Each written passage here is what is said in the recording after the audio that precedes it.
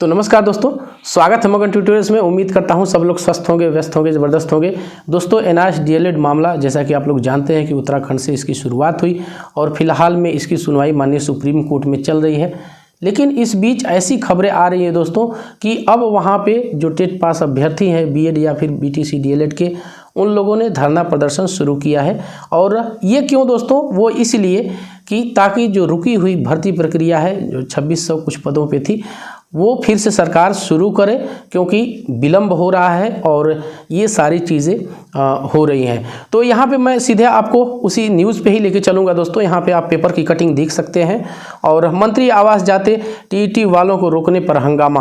तो ये इस तरह की चीज़ें हो रही हैं। जाहिर सी बात है, लेट हो रहा है मामला। जब कोर्ट में अटक जाता है ना, तो फिर इस तरह की दिक्कत तो हो ही जाती है। और दिक्कत हो रही है, मामला कोर्ट में है, तो सरकार भी बचना चाहती है। मैंने आपको एक बार अपडेट इस संबंध में किया था दोस्तों, क्योंकि इस तरह के विरोध प्रदर्शन उत्तराखंड के अंदर बहुत काफ़ी समय से हो रहे हैं। और बार बार जो विद्यार्थी, जो छात्र संगठन है, वो सरकार पे दबाव बना रहे हैं कि ये जो रुकी हुई भर्ती प्रक्रिया है, इसको आप यथासंभव शुरू कीजिए। लेकिन सरकार की भी अपनी मजबूरियां हैं। वो ये कि यदि सरकार इस तरह की कोई प्रक्रिया शुरू करती है, तो कोर्ट की अवमानना का, कंटेंट ऑफ कोर्ट का भी इन पे एक खतरा रहेगा और तमाम टेक्निकल दिक्कत भी हो सकती है। इसके लिए सरकार बच रही है और नहीं चाहती है कि किसी भी तरह का फिर से कानूनी पचड़ा फंसे इस वैकेंसी को लेकर के। और यहाँ पे आप देख सकते हैं, नंदन सिंह बोहरा जी ने काफ़ी, ये शेर जो है मैं कहूँगा कि इसने एनआईएस डीएलएड के पक्ष को काफ़ी मजबूत किया है। वरना इस तरह से सरकारें मनमाना फैसला देकर के, मनमाना आदेश देकर के और बाहर ही कर देती।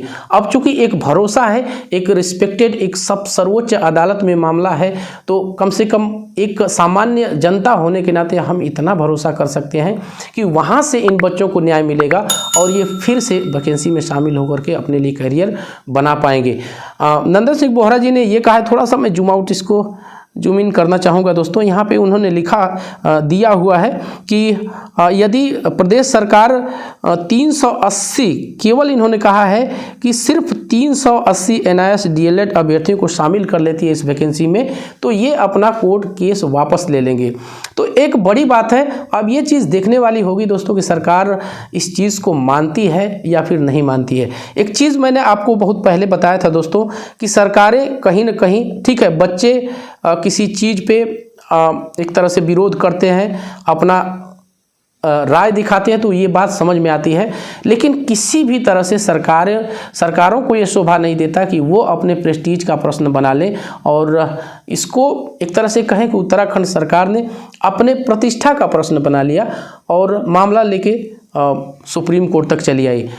जो उत्तराखंड हाई कोर्ट थी, उसने साफ कहा था कि एनआईएस डीएलएड पूरी तरह से वैलिड है और सरकार को चाहिए कि इनको भर्ती में शामिल करते हुए प्रक्रिया को आगे बढ़ाए। लेकिन अब यहाँ पे हम क्या कर सकते हैं, आप कमेंट करके बताइएगा दोस्तों। जो इस तरह के धरना प्रदर्शन हो रहा है, जो इस तरह का सरकार का रवैया है, क्या ये सही देता है? क्या ये किस तरह का एक संकेत देता है? आप कमेंट करके ये बताइएगा। बच्चे हैं, ठीक है, बच्चे कर सकते हैं, बच्चे तो वैसे भी एक कहें कि परेशान करते हैं। किससे मांगेंगे? सरकार है, सरकार के आगे सामान्य जनता क्या है? वो बच्ची है, उनका पालन पोषण करने के लिए ही उनका चुनाव गया। अब आगे ये देखने वाली चीज़ होगी दोस्तों कि सरकार इस पे क्या फैसला लेती है।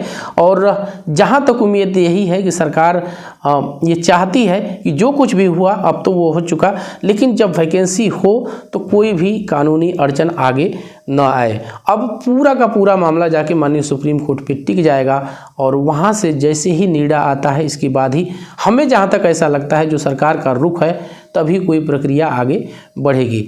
तो एक अपडेट थी दोस्तों, मैंने सोचा कि आपसे शेयर करना चाहिए। और कोई भी अपडेट हो इससे संबंधित, आप इस चैनल पे ऑथेंटिक, बिल्कुल 100% सही जानकारी प्राप्त कर सकते हैं। इसलिए चलते चलते वही रिक्वेस्ट दोस्तों, कृपया आप इस चैनल को लाइक, शेयर और सब्सक्राइब ज़रूर कीजिए दोस्तों। जब आप ऐसा करते हैं तो हमें एक मोटिवेशन ज़रूर मिलता है।